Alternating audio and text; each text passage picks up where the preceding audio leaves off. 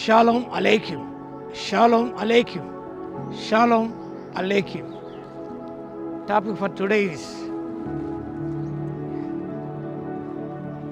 living up to the name.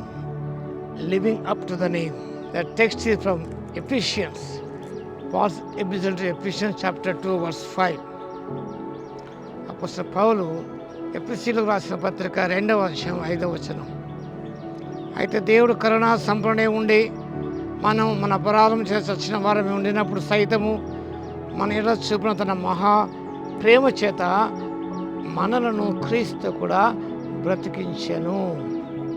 God has made us alive together with Christ. ఒక సహోదరి సువార్తలన్నీ చదివింది. చదివిన మీదట she wanted a book on church history. సంఘ చరిత్ర పుస్తకం కావాలని ఆశించింది.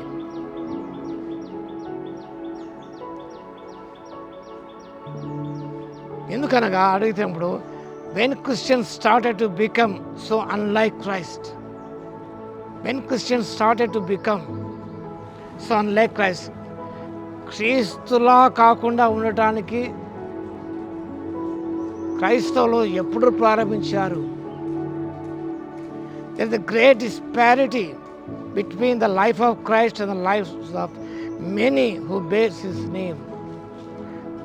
క్రీస్తు యొక్క జీవితానికి క్రైస్తవుల పేరు చెప్పుకున్న మన జీవితాలకి ఎంతో వ్యత్యాసం ఉన్నది.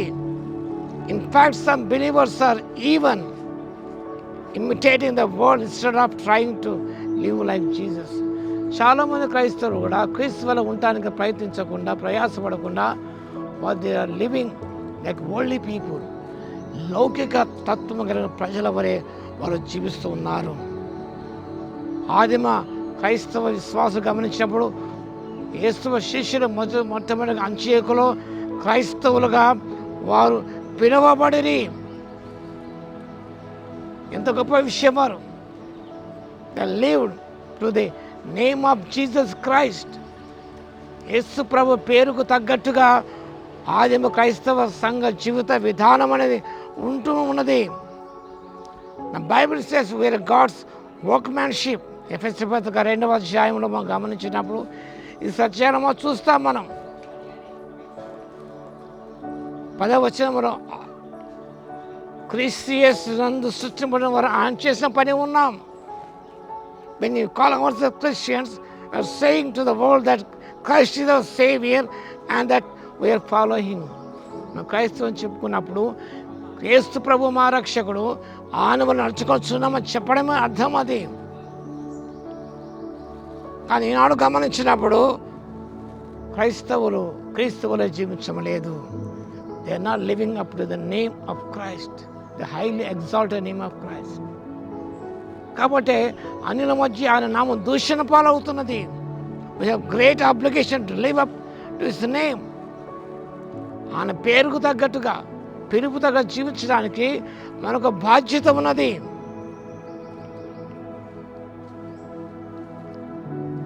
కాబట్టి great privilege, it's great privilege to identify with Christ. క్రీస్తుతో ఏకీభవించడానికి గొప్ప ఆధిక్యత, ధన్యత. కాబట్టి మనము ఈ లోకంలో జీవిస్తుండగా are we living up to the name of Christ?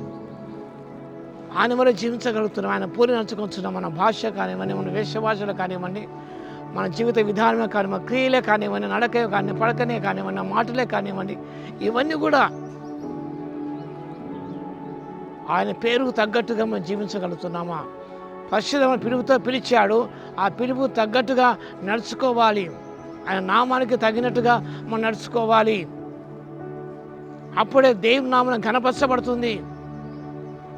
అపోస్తలుడు పౌలు అంటాడు, నన్ను బట్టి వారు దేవుని మహిమపరచరి. Paul live up to the name of Christ. మన జీవితంలో ఒకప్పుడు ఆయన దూషకుడు, హింసకుడు, హానికరుడు. కానీ ఆయన క్రీస్తు వలె జీవించడానికి ప్రయత్నించినాడు, ఆశించినాడు. కాబట్టి ఆయన అంటాడు, నేను క్రీస్తువు నడుచుకొచ్చున్నాను కాబట్టి నన్ను పోలి నడుచుకోడు అంటాడు ఆయన. అది మన జీవితాలు గమనించినప్పుడు ఆయన పేరుకు తగ్గట్టుగా మనం జీవిద్దాం, ఆ నామఘనంతో జీవిద్దాం, ఆయన మహిమ తీసుకొని వద్దాం. ఆ రీతిగా జీవించిన పరిశుద్ధాత్మ దేవుడు శక్తిని దయచును గాక. ఆమేన్. ప్రభువా మా దేవా మీకు స్తుతి స్తోత్రాలు. వాక్యం వింటే ప్రతి బిడ్డను దర్శించి దీవించండి. మీ పేరుకు తగ్గట్టుగా మేమందరం జీవించండి. ఆత్మశక్తి మాకు దయచేవలసిగా విజ్ఞాపన చేస్తూ వాక్యం వింటే ప్రతి బిడ్డను దర్శించి దీవించమని యేసయ్య నామమున ప్రార్థించి వేడుకొస్తున్నాము తండ్రి. ఆమేన్. మన తండ్రి అయిన దేవుని యొక్క ప్రేమయు, మన ప్రభువును రక్షకుడైన యేసుక్రీస్తు యొక్క కృపయు, పరిశుద్ధాత్మ యొక్క అన్యోన్య సహవాసము మనందరికీ సదాకాలము తోడై ఉండును గాక. ఆమేన్.